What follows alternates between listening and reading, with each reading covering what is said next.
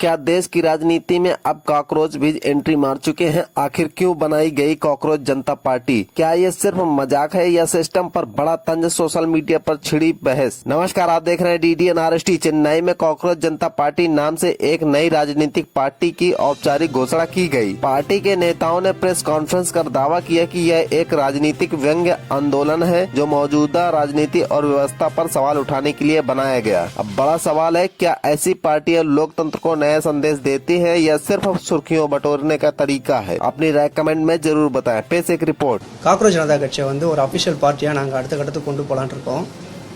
இவங்களாம் என்னோடய டீம்ஸு. எங்களுக்கு ஃபேஸ்புக்கில் இன்ஸ்டாவில் ஆல்ரெடி ஒரு 5000 ஃபாலோவர்ஸ் இருக்காங்க.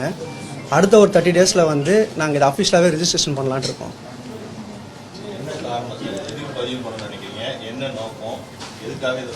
இல்லை சார், இது ஆன்லைனில் கொஞ்சம் நல்லா ட்ரெண்டிங்காக போச்சு. எங்களுக்கு அந்த ஐடியாஸ் பிடிச்சிருந்தது. சரியா இதை நம்ம இனிஷியேட்டிவ் எடுத்து பண்ணக்கூடாது அப்படிங்கிற ஒரு ஐடியா தான் சார். இது வரைக்கும் யாருமே பண்ணலை. அதனால் இதை நம்ம ஃபஸ்ட்டு பண்ணலாமே, ஃபஸ்ட் ஸ்டெப் நம்மள்தான் இருக்கட்டுமேன்றதுக்காக பண்ணுறோம் சார். எதுக்காக இந்த கட்சி சார்? ஃபுல்லாக முழுக்க இருக்கிறது யங்ஸ்டர்ஸ் தான். இது யங்ஸ்டர்ஸுக்காகவே இது ஆரம்பித்த கட்சி. இது வேலையில்லா பட்டதாரிகளுக்காகவே இது உருவாக்கப்பட்டது. ஸோ அவங்களுக்காகவே இந்த யங்ஸ்டர்ஸ். இப்போ ஒவ்வொரு கட்சியினரும் பார்த்தீங்கன்னா ஒருத்தன் ஒரு வலையை போட்டு மீனை வாரிட்டு போயிட்டாங்க. இப்போ நாங்கள் போகிற வலையில் எவ்வளோ மீன் சிக்குதோ அவங்க எல்லாருக்குமே ஒரு அது மட்டும் இல்லாமல் நம்மள யாருமே அரசியல் பின்புலம் இல்லாதவங்க, யாருமே பணக்காரங்க கிடையாது, சினிமா ஆர்டிஸ்ட்டு கிடையாது, இதுக்கு முன்னாடி அரசியல் கட்சியில் எதுவுமே இருந்தது கிடையாது. ஏன் யங்ஸ்டர்ஸ் சேர்ந்து ஒரு கட்சியை ஸ்டார்ட் பண்ணக்கூடாதுன்ற ஒரு ஐடியா தான் சார். யங்ஸ்டர்ஸ் முழுக்க யங்ஸ்டர்ஸு இதுக்கு முன்னாடி அரசியலில் எந்த ஒரு பொறுப்புலையுமே இல்லாதவங்க, புதுசாக அரசியலே தெரியாதவங்க அரசியலை கற்றுக்கிட்டு அரசியல் பண்ணலாங்கிற ஒரு ஆசை தான். கையில் அதிகாரம் இருந்தால் கண்டிப்பாக எல்லாருக்கும் வேலையை கொடுக்கலான்ற எங்களுக்கு ஒரு எண்ணம். யாருக்குமே இல்லை. அதிகாரம் இருக்குது, தட்டி கேட்க முடியல, யாராலும் கேட்க முடியல. யாருக்கும் பின்னாடி பின்புலம் இருக்குது, அவங்க தான் தட்டி கேட்குறாங்க. இப்போ நம்மள மாரி நடுத்தரமாக இருக்கிறவங்க யாரும் கேட்க முடியாது. ஸோ நீங்களாம் மீடியாஸ் இருக்குது, நீங்களாம் தட்டி கேட்கலாம், நாங்களாம் தட்டி கேட்க முடியாது. எங்களுக்காக பின்னாடி யாரும் வரவும் மாட்டாங்க. ஸோ இதை நாங்களே கையில் எடுத்துக்கலாம், இளைஞர்கள் முன்னாடி கொண்டு போகலாம். இதுதான் எங்களுடைய எண்ணம்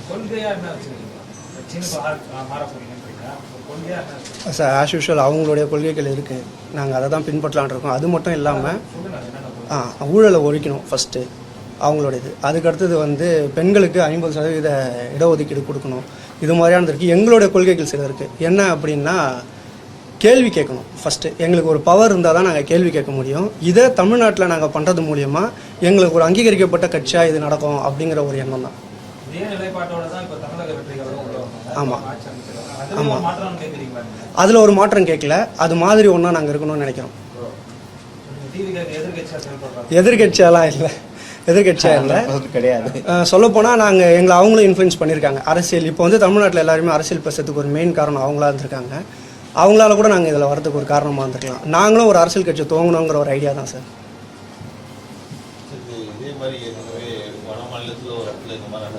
ஆமாம் சார். ஆமாம் சார். ஆமாம் சார். இல்லை சார், இப்போ வரைக்கும் இன்னும் எதுவும் யாரும் சொல்லலை. இதுக்கப்புறமா வர வாய்ப்பு இருக்குதுன்னு நினைக்கிறோம். அப்படி வந்ததுன்னா பிற்காலத்தில் நாங்கள் அவங்களோட இல்லை சார், அவங்க இன்னும் யாருமே ப்ராப்பராக இதை ரெஜிஸ்டர் பண்ணலை. அவங்க போயிட்டு இன்னுமே எலெக்ஷன் கமிஷனில் இதை ரெஜிஸ்ட்ரேஷன் பண்ணலை. நாங்கள் தான் பண்ணலாம் அப்படின்ற ஒரு இனிஷியேட்டிவ் எடுத்துருக்கோம் சார். போய் தான் சார் பார்க்கணும். ஒத்துப்பாங்கன்ற ஒரு எண்ணம் இருக்குது, நம்பிக்கை இருக்குது. போய் தான் பார்க்கணும்.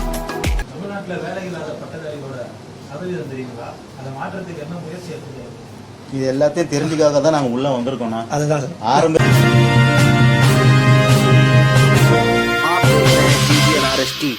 நீங்க இவ்வளவு கேள்வி கேட்டு இப்படி உட்கார வச்சிடாதீங்க. நாங்க எழுந்து உள்ள நாங்க கத்துக்கிறோம் சார்.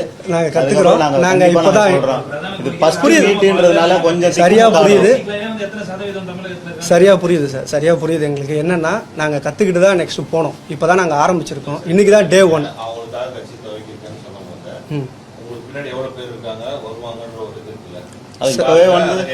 சார் இப்போ வரைக்கும் எல்லாருமே டிஜிட்டல் ஃபாலோவர்ஸ் இருக்காங்க. ஆனால் இப்போ வரைக்கும் ஒரு 10,000 அபோவ் இருக்காங்க. அது பின்னால் அதிகமாகும் சார். இதுக்கு நிறைய பேர் சப்போர்ட் பண்ணுறாங்க. ஸோ உறுப்பினராக இப்போ கார்டு போட்டால் கூட அட்லீஸ்ட் ஒரு 2000 பேராச்சும் அதில் உறுப்பினராக ஆகிடுவாங்க. எங்களுக்கு ஒரு நம்பிக்கை இருக்குது. நம்ம ஏற்கனவே பார்த்துருக்கோமே சார். ஏற்கனவே டிஜிட்டல் ஃபாலோவர்ஸ் என்ன பண்ணியிருக்காங்கன்னு பார்த்துருக்கோமே.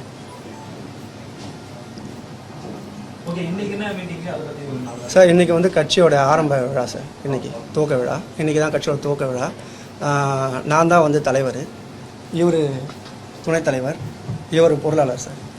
இப்போது ஒவ்வொரு அடுத்தடுத்த இன்டர்வியூஸில் நாங்கள் கொஞ்சம் டீட்டெயிலாக சொல்கிறோம். இன்றைக்கி ஆரம்பம், அதனால் சரி வர எல்லாமே கரெக்டாக சொல்ல முடியல. அடுத்தடுத்த மீட்டிங் நாங்கள் தெளிவாக சொல்கிறோம் சார். பத்திரிகை நண்பர்களாகிய நீங்கள் ஆமாம், உங்களை ஃபஸ்ட்டு மீட் பண்ணணும் அப்படிங்கிறதுக்காக தான் இன்றைக்கி வச்சோம் நாங்கள். உங்களை விட வயசு கம்மி, என்னடா சின்ன பையன் வரான்னு சொல்லி எங்களுக்கு தட்டி அப்படியே அமிக்கிடாதீங்க, என்கரேஜ் பண்ணி விடுங்க எங்களை, எங்களுக்கு சப்போர்ட்டாக இருங்க சார். எங்களுக்கு இல்லை சார், இது பேக்ரவுண்டு எல்லாருமே நிறைய பேர் அதான் கேட்குறாங்க, உங்களுக்கு பேக்ரவுண்ட் யார் என்னன்ட்டு. ஆக்சுவலாக அந்த கட்சிக்கு வந்து அதை ஆரம்பித்த ஒரு கிரியேட்டர் பின்னாடி வந்து பாகிஸ்தான் இருக்குது அப்படின்னு சொன்னாங்க. நம்ம பின்னாடி யாருமே கிடையாது. இதான் நாங்கள் பார்த்தோம், எங்களுக்கு அது பிடிச்சிருந்தது. சரி ஓகே, இதை ஏன் நம்ம பண்ணக்கூடாது. எங்களோட பேக்ரவுண்டில் வந்து பெருசாக யாருமே இல்லை சார், அப்படிலாம் யாரும் இல்லை. Okay okay sir. பர்சனலாக நான் வந்து ஒரு கண்டென்ட் க்ரியேட்டர் தான், யூடியூபரு, ப்ளஸ் ஊரில் கோயிலில் வேலை செஞ்சுக்கிட்டு இருக்கேன். நான் 12th தான் முடிச்சிருக்கேன். சரிங்களா. இவர் சார் சொல்லுங்கள். அட்வொகேட் அவர். சொல்லுங்கள் சார், சொல்லுங்கள், உங்களை பற்றி ஃபுல்லாக சொல்லுங்கள். அவர் அட்வொகேட் சார். கூச்சப்படுறாரு. எல்லாருக்குமே கேமரா ஃபஸ்ட்டு, அதனால் எல்லாருமே கொஞ்சம் ஃபியரில் இருக்காங்க. இவர் நம்ம நண்பர், இவர் மும்பையிலேருந்து வந்திருக்காரு. இவருமே வந்து நம்ம டிஜிட்டல் ஃப்ரெண்ட் தான். அவர் டிஜிட்டல் மூலிமா மும்பை. அவர் நீங்கள் சொல்லுங்கள், உங்களோட பேக்ரவுண்ட் சொல்லுங்கள். இங்கிலீஷில் சொல்லலாம், இங்கிலீஷில் சொல்லலாம், ஒன்றும் பிரச்சனை இல்லை, சொல்லுங்கள். பேக்ரவுண்ட் சொல்லுங்கள். So हिंदी नहीं ओके. सो सबसे पहले तो सबको यही जानना चाहते हैं कि कॉकरोच जनता पार्टी क्या है. कुछ लोग हंसते भी है कि ये कैसा नाम है. Okay, but cockroach Janata party जैसे नाम से ही है कि जैसे कॉकरोच हर एक परिस्थिति को सरवाइव कर लेते हैं, हर एक अपोजिट परिस्थिति को सरवाइव करके बच जाते हैं और हर एक परिस्थिति को लड़ के वो सर्वाइवर कहलाते हैं. वैसे ही आज के डेट में हमारी यूथ भी बहुत तरह के परेशानी से जूझ रहे हैं और कहीं ना कहीं वो भी एज अ सर्वाइवर बन के उभर रहे हैं. ठीक है. सो ये नाम उन्हीं के लिए है, उन्हीं को रेफ़र करते हुए कॉकरोच जनता पार्टी है और इसका आज हम लोग ऑफिशियल फॉर्मेशन कर रहे हैं. ठीक है. ये अलारमन है. ठीक है. Okay okay. उंगड़े சொல்லுங்க. हमारा नाम बोलो. ஹரி. ஓகே ப்ரோ, உங்களோட இன்ட்ரடக்ஷன். என்னோட பேர் வந்து வெற்றிவேல். நான் வந்து மயிலாப்பூர். எனக்கு பேக்ரவுண்ட்லாம் பெருசாக கிடையாது, அம்மா அப்பா யாரும் கிடையாது. தனியாக தான் இருந்தேன், தனியாக தான் வளர்ந்து இன்ன வரைக்கும் தனியாக தான் இருக்கேன். அதாவது கல்யாணம்லாம் ஆகிடுச்சு, தனியாக தான் இருக்கேன். என்னோடய ஒர்க்கு பார்த்தீங்கன்னா நெட்வொர்க்கிங், இந்த சிசிடிவி, அப்புறம் வந்து நெட்வொர்க்கிங்னா அந்த கம்ப்யூட்டர் சம்மந்தப்பட்ட இதுதான் வந்து நான் தனியாக பண்ணிகிட்ருக்கேன். ஆளுங்களை வச்சு வேலை பண்ணிட்டு. என்னோடய பேக்ரவுண்டு பார்த்தா இதுதான். Thank you.